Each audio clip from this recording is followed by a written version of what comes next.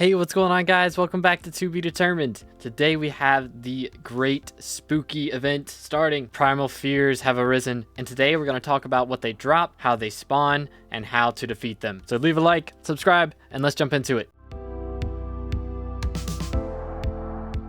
So the first thing you're going to want to do is go to the hub, and then all the way back here in the unincorporated / high level area, you'll notice this new structure, Vargle the Unearthed. You walk up and click on this, you'll notice the milestone for this event. So all of these milestones are dark candies, which we'll talk about in a minute. But after you go here, you can start going around and killing mobs, and there's a chance that a Primal Fear will appear whenever a mob is killed. And so this is what he looks like, and you can see every time we hit him, one of his health will go away, and then after he is dead, we get the darkness shade, which we will have to hit until it disappears. Now that is not the only primal fear that you can find during this event, but you'll notice in our spooky sack there is a new item, the spooky shard, which this is actually isn't the new item.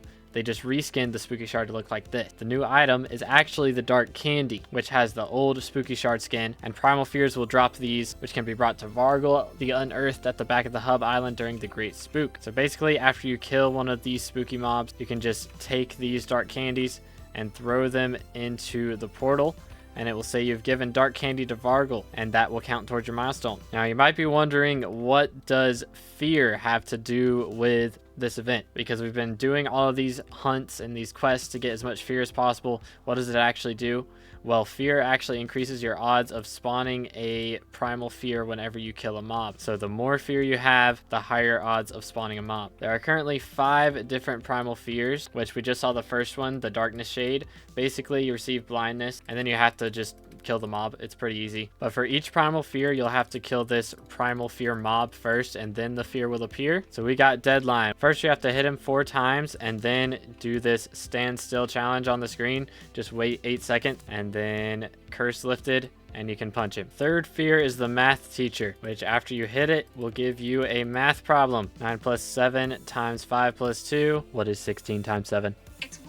112. Came up with that on my own. Took me 23 seconds. We don't talk about it. Now there is actually a bug with the math teacher where if you answer it incorrectly, it might bug out. You'll just have to type out 3 different messages. So you can just say hi, hello, what's up, and then answer the problem, and it should fix it. But hopefully that bug will be patched soon. The next fear is the speaking demon, the public speaking demon. You'll basically just have to hit all the Jerry's until they tell you to say something interesting, and then you type, what do you mean, or anything with more than 1 word, and they'll say, woohoo, thank you for speaking out loud, and then you can beat them up. After you kill one, they all die. Now, as far as ways to increase getting fear, that is all here at the Alchemist. Every single way to get fear is in this shop. Now you'll notice I'm not wearing the Great Spook armor, but that's because I have the Eerie pet, which means I get the fear from my armor if it's in my wardrobe, even if I'm wearing another armor set. And when I am holding the Great Spook staff, I have 71 fear. You can see the uses here. You take less damage from Primal Fears, and Primal Fears are more common. Now you can get more than this amount of fear, but it is based on this fear creasing ability on the Eerie pet, which gives extra fear for every primal fears you've killed. I'm not really sure how many of these I've killed, but it's definitely not 150. I think we've killed 4 so far. And that fear amount increases based on the Eerie pet's level. So it gives 0.3 fear for every 10 fears at level 67. If we level that up even more, the amount of fear you get for every 10 fears should increase. So it's not a crazy increase from the pet leveling, but it is an increase. Also, that amount is, again, with me using the Great Spook staff, which gives 10 fear. And I'm not actually killing these guys with the spook staff, but I am swapping to it after I shoot out my spirit scepter. So I'm not sure if the swap